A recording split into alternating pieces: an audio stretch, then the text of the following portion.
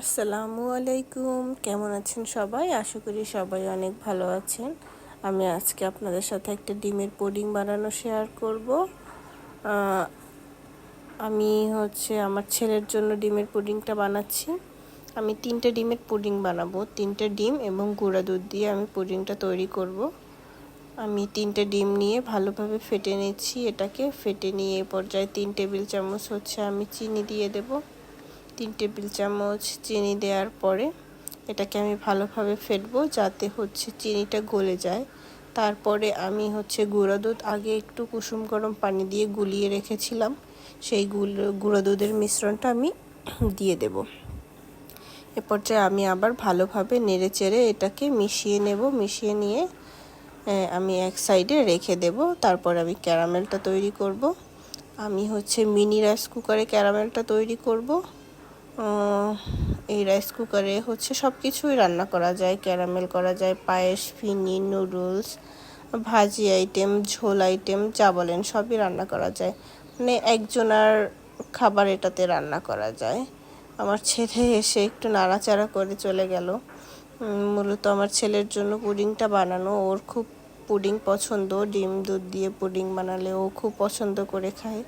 বিশেষ করে ওর যখন জ্বর হয় ও শুধু পুডিং খেয়েই থাকে। জ্বর হলে সে প্রতিদিন একটা পুডিং বানালে সে 2 দিন খাবে। জ্বর হলে আর কিছু খাবে না, শুধু পুডিং খেয়েই থাকবে। এ পর্যায়ে আমার ক্যারামেলটা তৈরি করা হয়ে গেছে। ক্যারামেলটা তৈরি করার পর দেখি যে খুব কম হয়েছে, আরও চিনির ক্যারামেল লাগতো। এখন আমি বুঝতে পারিনি এই রাইস কুকারটাতে করার ফলে।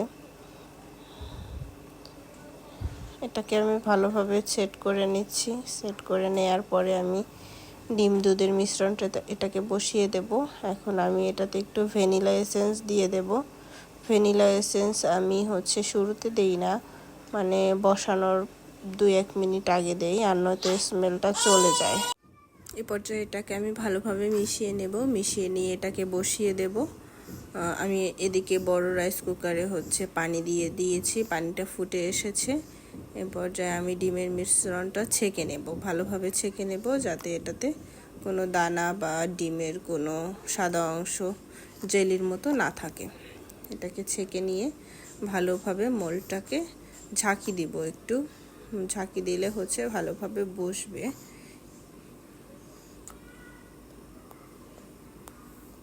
আমি রাইস কুকারের ভিতরে একটা স্ট্যান্ড দিয়ে দিয়েছি, এখানে বসিয়ে দিলাম, ঢাকনা দিয়ে ঢেকে দিয়েছি আর ছিদ্রটাকে কাগজ দিয়ে বন্ধ করে দিয়েছি।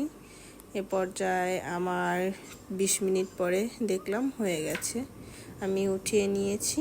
এটাকে এখন ঠান্ডা হওয়ার জন্য ফ্রিজে রেখে দেব। ফ্রিজ থেকে নামিয়ে পরিবেশন করব। এ পর্যায়ে আমি পরিবেশন করে দিলাম, কেটে দিলাম, কিন্তু আমার পুডিংটা ভালো হয়নি। এর আগে আমি অনেক ভালো করেই পুডিং বানাতে পারি। এবার রাইস কুকারে বানানোর ফলে বা তাড়াহুড়ো করার ফলে অত ভালো হয়নি। ভালো লাগলে লাইক, কমেন্ট, শেয়ার ও সাবস্ক্রাইব করবেন। ভালো থাকবেন। আসসালামু আলাইকুম।